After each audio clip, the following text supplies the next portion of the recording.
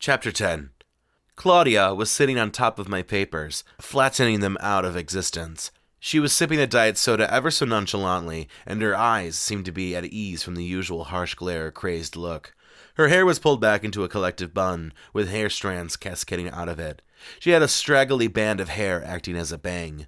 Claudia's clothes today included a low-cut tank top with bell-bottom jeans, along with shoes which were a combination of sandals and heels.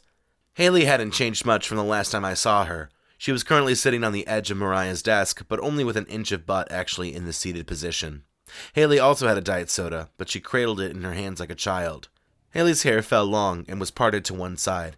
She had on a baby blue t-shirt and short shorts. Her shoes were also casual flip-flops. "Thank God you're here. I don't think I would be able to stand these two hags any longer," a voice from my desk cried out. I cut over to see Mrs. Findy lying on my desk. Mrs. Findy was a new government technology that located people using the internet, geolocation, and social media. Knowing the government, there was probably some illegal monitoring technology in there too. Mrs. Findy was the size of a brick, and her mouth was even larger. According to the federal government, she was ambiguously single?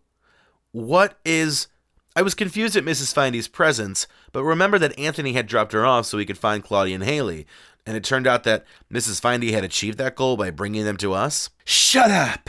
Claudia shouted, and she slammed her palm into Mrs. Findy, who emitting a buzzing sound in retaliation.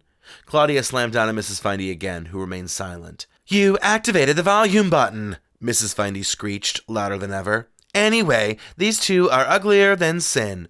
"I thought I told you to shut up," Claudia screamed, and she pounded the off button, and Mrs. Findy took a snooze.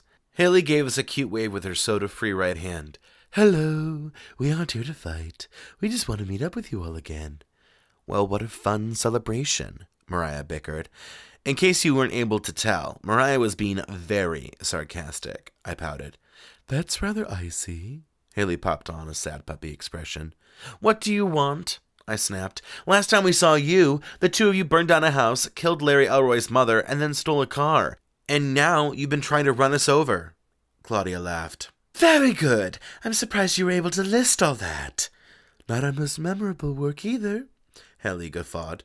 "It's hard to forget the two of you," I said with a bit of provocation. "Oh, thank you." Haley shook her long mane of hair. "Compliments just tell us we're doing a good job." "They should be telling you that you're awful people. What do you want?" "Well, we came to say hello," Claudia began. "And we wanted to tell you," Haley continued, "that you need to watch your back," finished Claudia. And this came up because I was not sure what the point or moral of their lesson was. "Because Maxamillion Ledorva is a cruel person," Claudia threw onto the table. I looked at her. This approach and tone from her was new. "You might think the only thing Ledorva's good at is screwing other women, but he's actually good at another thing." Haley had turned serious as well, which was a bit scary. Claudia continued, pulling out a folder and tossing it at Mariah. "He's good at killing people. Check out the folder. There's lists of all the people he's killed." Mariah flipped through and did a straight woman version of the gay gasp. "There's tons of names." Haley looked satisfied. "Oh, yes. Naturally, if he were to be caught, he'd be in jail for the rest of his life. I don't even think rich lawyers and connections could get him off scotch-free if this information leaked. Think about it. Maxamillion Ledorva could easily be a prison bitch." This conversation was moving quickly, but also seemed hard to believe. Mariah voiced this. "Why should we believe you? You've tried to kill us. And you've tried to run us over," I added, and this caused Mariah and I to perform a series of snaps. "True," Haley conceded, "but we just wanted to get your attention, but in a fun way. You don't have to believe us." "But when you end up all alone with Maxamillion, be afraid," Claudia joined in, doing that weird synchronous talking they did. "You'll die, and no one will know. I'm afraid it's time for us to make our exit. We'll see you around." Haley and Claudia took our diet soda with them and headed for the back exit. Once they were gone, I rounded on Mariah. "Do we believe them?"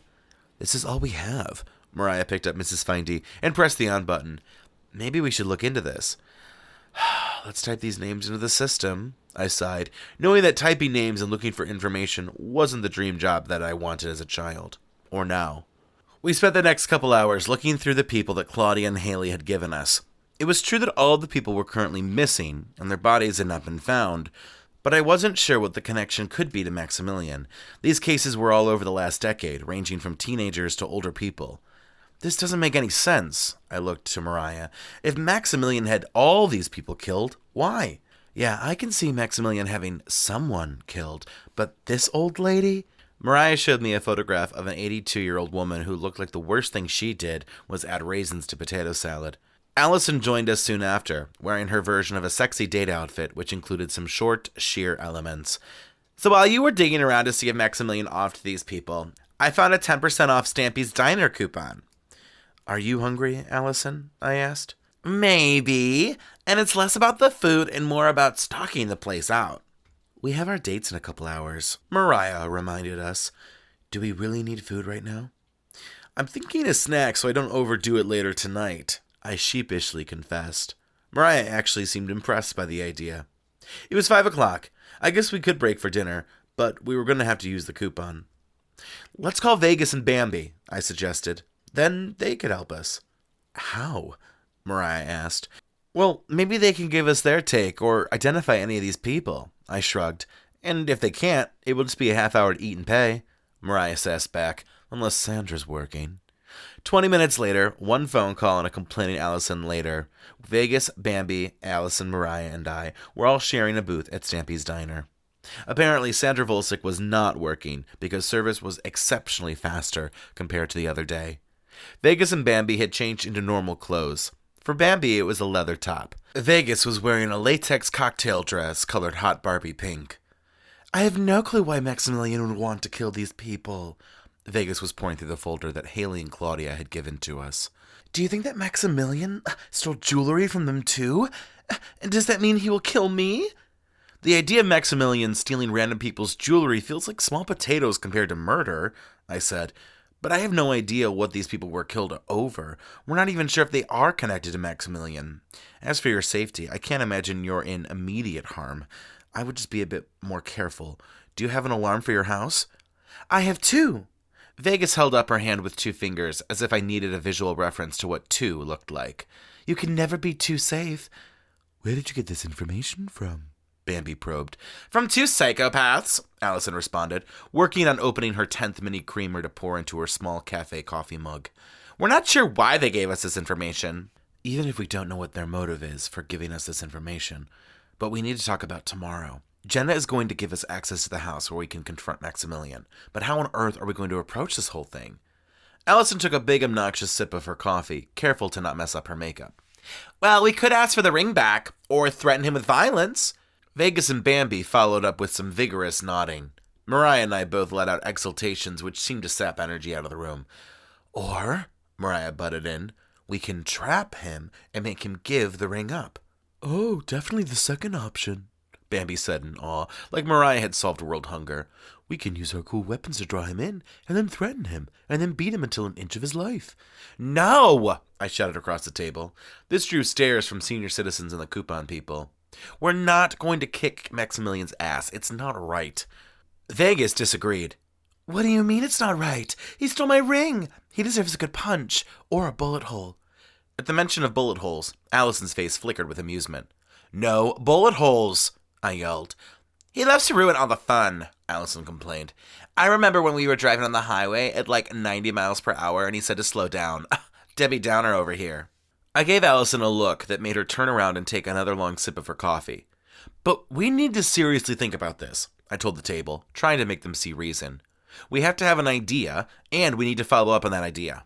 The table was quiet. It was like I had asked a personal question. Hello?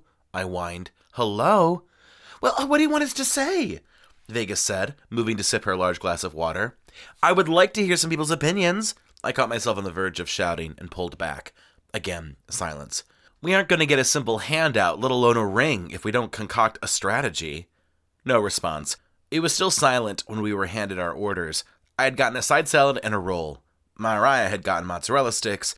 Vegas, Bambi, and Alison had gone for large dinner entrees. Alison, who was a couple hours out from a date, was having a full steak and potatoes dinner with all the fixings. I have an idea, Bambi snapped her arms. We get some dogs that are just as fit as Maxamillion's dogs. We have 16 hours to make this happen, I pointed out. Wait, Aren't exterminators coming over to the Ladorva house tomorrow? Mariah remembered. So what if we dress like some exterminators? The table remained silent. This feels like an Alison plan, I pointed out casually. No, listen. Maxamillion Ladorva is trash, right? All 5 of us agreed with Mariah's statement. So he's not going to really know or care about the exterminators. So if he sees us, he won't think it's a big deal, right? Because we're the exterminators. And then, when we have him just how we want him, we can spring an interrogation on Maxamillion when his security guards are walking the dogs. I was still skeptical, but you could tell Alison and Vegas were becoming slowly convinced. I can see it. Vegas clutched her chin like she was auditioning to be a Roman statue. The 5 of us would look really good in an exterminator's outfit. I don't see it. I shook my head. And it's not because I'm blind or bitter. I personally hear you being a bitter blind bitch, Alison muttered between big mouthfuls of mashed potatoes. It's genius. Bambi radiated excitement. Exterminators are showing up tomorrow, so it won't be too out of pocket for us to be disguised as some, and we can get close to Maxamillion without drawing suspicions, and everyone loves exterminators. I didn't know that exterminators ranked high on the public's favorite professionals list. Fine, I relented, but where are we going to get outfits? Vegas laughed and pulled out her cell phone. Please, I have a contact that's perfect for this, and he owes me because I pegged him the other day. The whole table sucked on their teeth except for Bambi, who nodded her approval. All right, then disguises it is, I quietly tutted, tapping the folder Claudia and Haley had given us. But remember, Maxamillion might have killed all these people. Well, probably not personally. He probably made a security kill these people, but still. Vegas gave me a oh hooey type of look. Don't worry, we'll be fine. I have a plan to disguise myself in the disguise. He won't recognize me in the exterminator suit tomorrow. And even if Maxamillion does, he wouldn't kill me. I'm too sexy. If only sexiness was a requisite to avoid murder. Let's just avoid mimicking the outfits you had today, I said, recalling the sexy ragdoll and Nancy Drew ensembles. Bambi was concerned. Oh, was it not sexy enough?